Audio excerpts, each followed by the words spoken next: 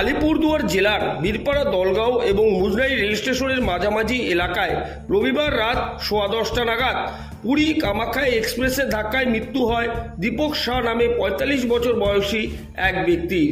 RPF সূত্রে খবর, Puri Kamakhya express যাওয়ার কিছুক্ষণ পর রেল লাইনে মৃত অবস্থায় পড়ে থাকতে দেখা যায় ওই ব্যক্তিকে। সোমবার মৃতদেহটি ময়নাতদন্ত করানো হয়।